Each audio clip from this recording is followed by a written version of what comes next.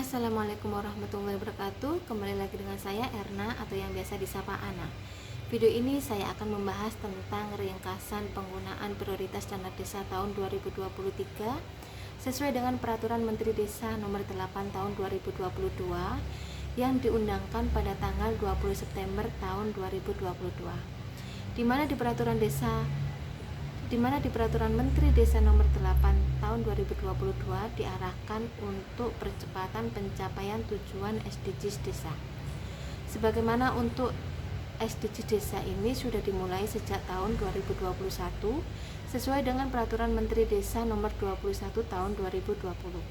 Pada Peraturan Menteri Desa tersebut, SDGs Desa dibagi menjadi 18 goals tujuan, diantaranya yaitu desa tanpa kemiskinan, desa tanpa kelaparan, desa sehat dan sejahtera, desa layak air bersih dan sanitasi, sampai dengan tujuan tentang kelembagaan desa dinamis dan budaya desa yang adaptif. Pengelompokan penggunaan prioritas dana desa di tahun 2023 yang sesuai dengan Peraturan Menteri Desa Nomor 8 Tahun 2022 masih sama dengan prioritas penggunaan dana desa Nomor 7 Tahun 2021, yaitu yang pertama, dana desa digunakan untuk pemulihan ekonomi sesuai dengan kewenangan desa. 2. Dana desa digunakan untuk program prioritas nasional yang sesuai dengan kewenangan desa. Dan 3. Dana desa digunakan untuk mitigasi dan pencegahan bencana alam dan non-alam yang sesuai dengan kewenangan desa. Dalam hal ini saya akan membahas satu persatu pada program prioritas yang kedua, yaitu penggunaan dana desa untuk program prioritas nasional yang sesuai dengan kewenangan desa, di mana ada 9 pokok pembahasan program yang mendukung kegiatan program prioritas nasional yang sesuai dengan kewenangan desa. Pertama yaitu pendataan SDGs desa dan data IDM. Dalam hal ini, dana desa digunakan untuk perbaikan dan konsolidasi data SDGs desa dan pendataan perkembangan desa melalui indeks desa membangun. Karena pendataan SDGs desa sudah dimulai sejak tahun 2021, maka di tahun 2023 ini dana desa bisa digunakan untuk pemberian bantuan operasional kepada operator data SDGs, mulai dari pemberian bantuan transport dan biaya internet kepada yang bersangkutan pada waktu pendataan. Dana desa juga bisa digunakan untuk melaksanakan musyawarah desa, pemutakhiran data SDGs, di mana pemutakhiran data SDGs ini dilakukan setahun 2 kali, yaitu di bulan Juni dan Desember. Kalau kita lihat pada Siskuides, kita bisa menggunakan pos administrasi kependudukan, pencatatan sipil, statistik, dan kearsipan di kegiatan penyusunan, pendataan, dan pemutakhiran profil desa. Kita lanjut di program yang kedua, yaitu ketahanan pangan. Prioritas penggunaan dana desa untuk ketahanan pangan nabati dan hewani ini digunakan untuk pengembangan usaha pertanian, perkebunan, perhutanan, peternakan, dan atau perikanan. Misal untuk pengadaan bibit atau benih, pemanfaatan lahan untuk kebun bibit atau benih, pelatihan budidaya pertanian, perkebunan, perhutanan, peternakan dan atau peternakan, juga pengembangan pakan ternak alternatif. Pada pengolahan pasca panen, dana desa juga bisa digunakan untuk pengadaan teknologi tepat guna, pengelolaan pasca panen, dan juga pelatihan pengelolaan pasca panen. Di sini kita bisa menggunakan bidang pemberdayaan masyarakat dan kita pilih sub kegiatan dan pos kegiatan yang sesuai. Selain itu, dana desa juga bisa digunakan untuk pembangunan dan pengelolaan lumbung pangan desa maupun pemeliharaan infrastruktur yang mendukung lumbung pangan desa, antara lain yaitu akses jalan atau rehabilitasi jalan usaha tani, tembok penahan tanah atau plengseng, dan jaringan air. Di sini kita bisa menggunakan sub bidang pekerjaan umum dan penataan ruang dan kita pilih pos yang sesuai. Kita lanjut ke program yang ketiga, yaitu dana desa digunakan untuk pencegahan dan penurunan stunting. Seperti yang kita ketahui bahwa salah satu tujuan Presiden Jokowi di tahun 2024 nanti yaitu percepatan penurunan angka stunting tingkat nasional. Di pencegahan dan penurunan stunting ini, dana desa digunakan untuk mendukung tindakan promotif dan preventif pencegahan dan penurunan stunting. Di antaranya bisa digunakan untuk kegiatan PAUD, pelatihan kesehatan ibu dan anak, KPASI, pemberian PMT, penyuluhan PHBS, posyandu remaja, peningkatan kapasitas bagi kader kesehatan, KPM, dan pendidik PAUD. Di konseling gizi terpadu bisa didukung dengan pemanfaatan pekarangan rumah yang digunakan untuk ketahanan pangan tingkat rumah tangga, misal pemanfaatan lahan untuk kebun gizi dan sayur mayur. Pada layanan PAUD, dana desa bisa digunakan untuk mendukung kegiatan bina keluarga balita, kelas parenting, dan sosialisasi penerapan pola asuh pada anak. Pada penyediaan air bersih dan sanitasi, dana desa bisa digunakan untuk pengadaan jamban di keluarga yang belum memiliki jamban sehat, terutama diutamakan bagi warga tidak mampu yang mempunyai keluarga stunting. Pada perlindungan sosial, keluarga stunting yang tidak mampu bisa diusulkan sebagai penerima perlindungan sosial mulai dari BPNT atau PKH sampai dengan kepesertaan jaminan kesehatan. Program selanjutnya yaitu dana desa digunakan untuk peningkatan kualitas sumber daya warga desa. Berbeda dengan PPDD nomor 7 tahun 2021 yang dijelaskan bahwa kegiatan pengembangan kapasitas masyarakat desa yang didanai oleh dana desa dilaksanakan di desa dan dilarang dikerjakan oleh penyedia barang atau jasa. Dalam arti, pengembangan kapasitas masyarakat desa dilakukan dan dilaksanakan dalam wilayah desa sendiri. Pada prioritas penggunaan dana desa tahun 2023 nanti, menurut PPDD nomor 8 tahun 2022 tidak dibahas mengenai tempat dan lokasi pelaksanaannya. Macam-macam kegiatan dana desa yang digunakan untuk penguatan SDM desa diantaranya yaitu dana desa bisa digunakan untuk pembangunan, pengembangan, dan pemeliharaan sarana dan prasarana perpustakaan desa atau taman bacaan masyarakat, termasuk bisa digunakan untuk pengadaan buku dan bahan bacaan lainnya. Selain itu, dana desa juga bisa digunakan untuk pengadaan, pembangunan, pengembangan, dan pemeliharaan sarana dan prasarana olahraga dan adat budaya, misal untuk pemeliharaan lapangan sepak bola atau pengembangan kelompok karawitan di desa. Di samping itu, dana desa juga bisa digunakan untuk pengadaan, pembangunan, pengembangan, dan pemeliharaan sarana prasarana pendidikan anak usia dini, termasuk pengadaan buku, peralatan belajar, wahana permainan, bantuan insentif pengajar pendidik anak usia dini, atau taman kanak-kanak atau taman belajar, atau pusat kegiatan belajar yang menjadi kewenangan desa. Saya lanjut ke program yang kelima, yaitu dana desa bisa digunakan untuk pembangunan partisipatif. Artinya, dana desa digunakan untuk peningkatan keterlibatan masyarakat secara menyeluruh dalam pengembangan dan pemberdayaan masyarakat desa, diantaranya yaitu dana desa digunakan untuk peningkatan keterlibatan masyarakat secara menyeluruh dalam pembangunan dan pemberdayaan masyarakat desa.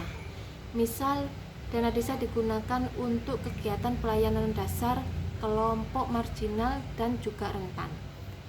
Kelompok marginal dan juga rentan ini diantaranya yaitu kelompok perempuan, kelompok anak, kelompok lanjut usia, kelompok masyarakat desa terpencil, kelompok penghayatan, kelompok kepercayaan, kelompok disabilitas, kelompok masyarakat miskin, dan kelompok masyarakat rentan lainnya. Misal, dana desa bisa digunakan untuk kegiatan pos lansia.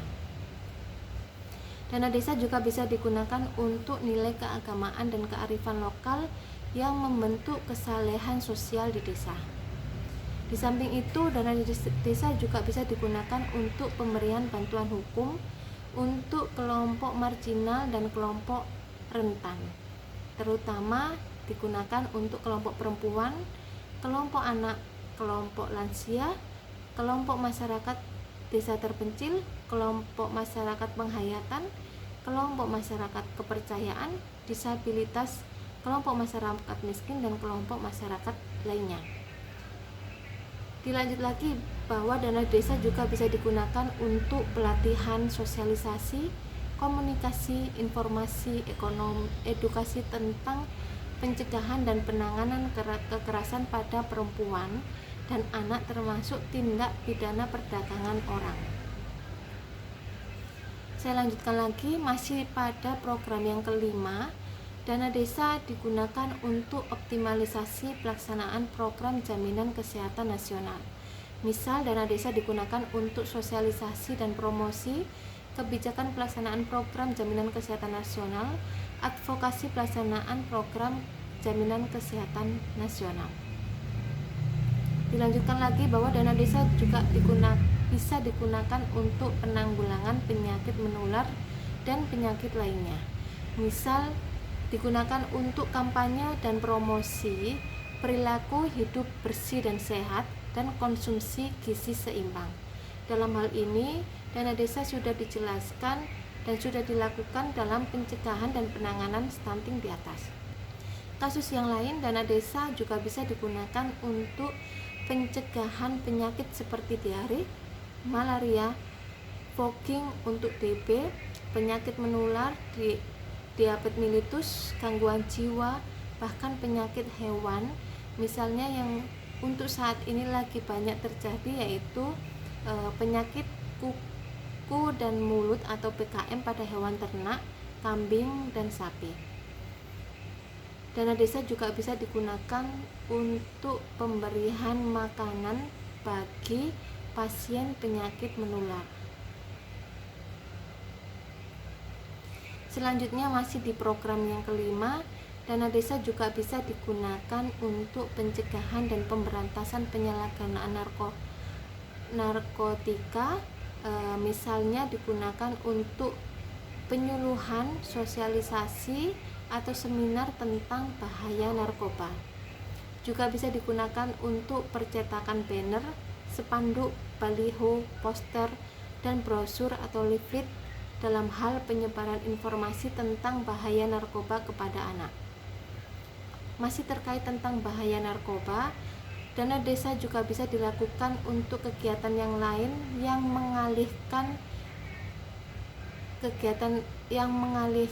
penyalahgunaan narkoba, misal dengan membangun lapangan olahraga di desa atau mengadakan pergelaran festival musik, seni, dan budaya.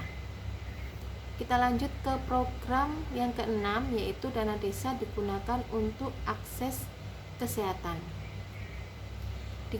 Di antaranya yaitu dana desa bisa digunakan untuk pelayanan kesehatan sesuai dengan kewenangan desa, misal pengadaan, pembangunan, pengembangan, dan pemeliharaan sarana prasarana pondok bersalin desa atau poskesdes atau posyandu atau pospindu. Pemberian bantuan operasional untuk akses layanan dokter, perawat, bidan, dan tenaga medis lainnya bagi desa yang belum memiliki akses kesehatan. Mungkin ini diutamakan bagi warga desa yang tinggal terpencil dan jauh dari layanan kesehatan yang memadai. Selanjutnya, dana desa juga bisa diberikan untuk pemberian insentif untuk kader kesehatan masyarakat. Terakhir, dana desa juga bisa digunakan untuk akses layanan kesehatan lainnya sesuai dengan kewenangan desa. Saya lanjutkan ke program yang ketujuh, yaitu dana desa digunakan untuk operasional pemerintah desa. Pemberian BOP sebesar 3% dari pagu anggaran dana desa di masing-masing desa ini. Jika ada pembulatan, maka diutamakan pembulatan ke bawah, mengingat penggunaan dana desa yang maksimal 3%. Kalau pembulatan ke atas, maka jatuhnya menjadi lebih dari 3%. Jika dicermati dalam hal ini, dana desa digunakan untuk operasional pemerintah desa, bukan pemerintahan desa. Dalam hal ini, dana desa yang bisa digunakan untuk kegiatan operasional desa, di mana kalau kita telah lebih lanjut, kegiatan operasional desa ini sebelumnya sudah biasa dianggarkan menggunakan alokasi dana desa atau PPH. Maka di tahun 2023 nanti, ketika operasional desa didanai oleh dana desa, kegiatan yang dulunya menggunakan anggaran ADD dan juga PPH bisa dialihkan untuk kegiatan yang lain yang tidak bisa dianggarkan menggunakan dana desa, misalnya yaitu pemberian honor atau kegiatan yang lainnya. Macam-macam contoh kegiatan dalam pemberian operasional pemerintah desa 3%, yaitu dana desa bisa digunakan untuk biaya koordinasi kepala desa dan perangkatnya, misal koordinasi dengan pemerintah daerah atau dengan pemerintah desa lainnya, guna membangun keharmonisan dan mendukung pelaksanaan tugas pemerintah desa, misal pengadaan mamin dan juga transport untuk kegiatan ngopi bareng dengan AKD, PPDI atau BKAD, atau pemberian mamin untuk giat temu warga. Pada biaya penanggulangan kerawanan sosial masyarakat, dana desa bisa digunakan untuk kegiatan dalam rangka pencegahan dan penanganan kerawanan sosial yang disebabkan oleh kemiskinan, kesusahan, musibah, keterbatasan dana, konflik sosial atau bencana yang menimpa warga atau masyarakat. Misal BOP 3% ini digunakan untuk pemberian bantuan bencana, bantuan transportasi rujukan, bantuan kematian. Selanjutnya, dana desa digunakan untuk kegiatan khusus lainnya. Dalam hal ini, dana desa dapat digunakan untuk membiayai kegiatan promosi, protokoler, pemberian hadiah kepada masyarakat berprestasi dalam hal olahraga, sosial, seni budaya, atau keagamaan. Di poin ini, dana desa juga bisa digunakan untuk kegiatan promosi desa, kegiatan kebangsaan dan persatuan yang merupakan kewenangan desa. Kita lanjut ke program ke-8, penanggulangan kemiskinan, terutama kemiskinan ekstrim. Contoh kegiatannya yaitu pemberian bantuan material atau bahan bangunan kepada warga miskin ekstrim senilai 10 juta. Misal di desa terdapat warga miskin ekstrim yang jika dilihat kondisi rumahnya rawan ambruk atau terjadi kebocoran di banyak titik. Jika di desa Anda terdapat kasus yang seperti itu, maka dana desa bisa digunakan untuk pemberian material atau bahan bangunan untuk perbaikan rumah kepada keluarga miskin ekstrim tersebut. Biaya ini murni digunakan untuk pembelian bahan material, dan untuk biaya tenaganya bisa menggunakan swadaya dari masyarakat. Contoh kegiatan untuk penanggulangan kemiskinan ekstrim lainnya yaitu kegiatan PKTD, di mana tenaganya bisa kita ambil dari keluarga miskin yang ada di desa. PKTD ini sudah sering kita laksanakan, bisa digunakan atau pelaksanaannya bisa berupa pemanfaatan lahan pembersihan pemanfaatan lahan kosong milik desa untuk tanaman pangan atau perkebunan, atau tumpang sari di lahan-lahan perkebunan. Juga bisa digunakan untuk kebersihan tempat wisata atau tempat kuliner yang dikelola oleh BUMDes atau BUMDesma, kebersihan lapangan olahraga, dan juga pemeliharaan bangunan pasar desa yang menjadi wewenang desa, atau pemasangan keramba atau perikanan yang menjadi kewenangan desa. Selanjutnya yang terakhir yaitu program yang ke-9, pemberian bantuan langsung tunai dana desa. Dana desa di program ini bertujuan untuk mendukung penghapusan kemiskinan ekstrim yang telah menjadi tujuan Presiden Jokowi di tahun 2024. Pemberian BLT ini maksimal sebesar 25% dari total pagu anggaran dana desa di masing-masing desa.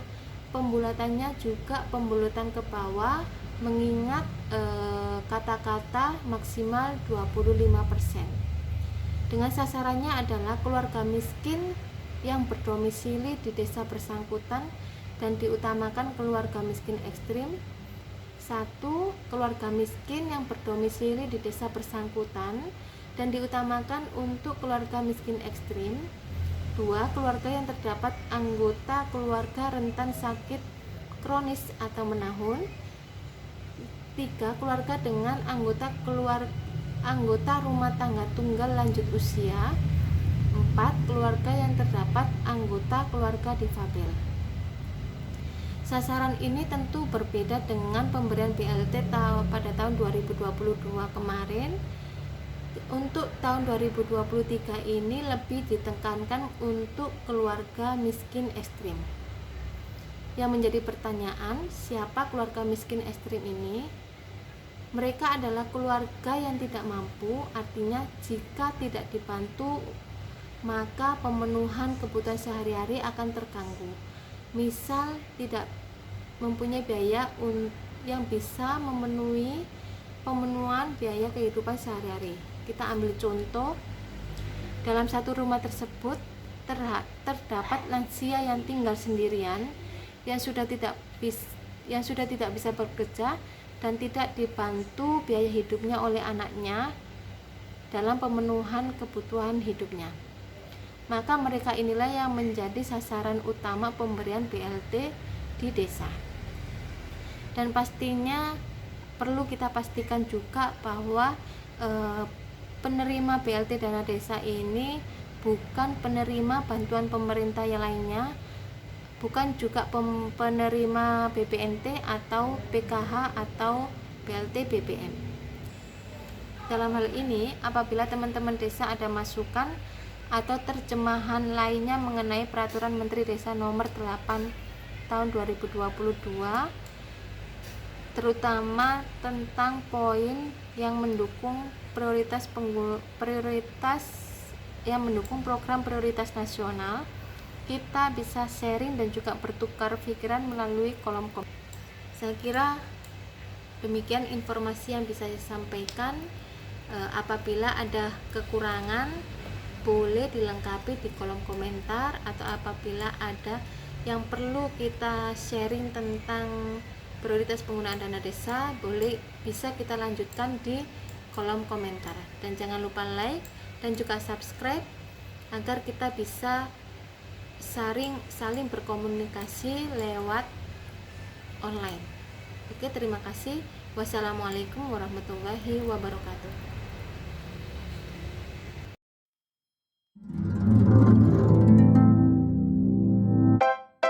Why are you acting like a fool? I'm walking around you at school. Please tell me how you stay so cool. Ooh, ooh, ooh. So why you acting like a fool? Trying my best to get you. Sometimes I feel that you're just cruel. Ooh, ooh, ooh. Could you give me a sign or maybe write me a letter? I just wanna get closer to feel the heat of your sweater. But why can't you just fall in love? You are what I'm looking for.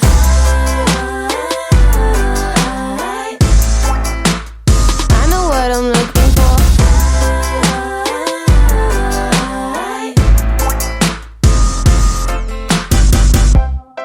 I had a dream about you last night. We're getting drunk at the local bar.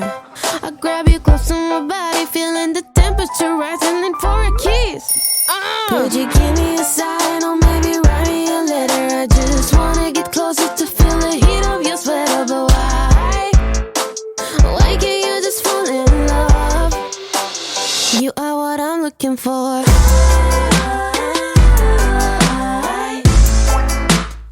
I know what I'm looking for.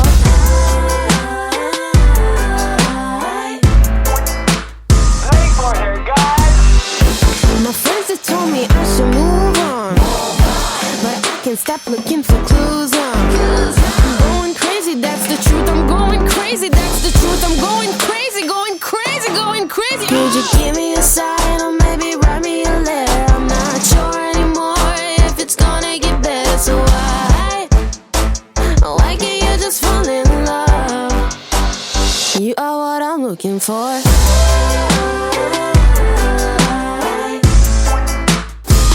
What I'm looking for.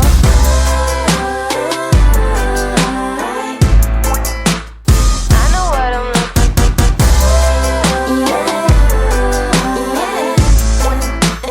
I know what I'm looking for.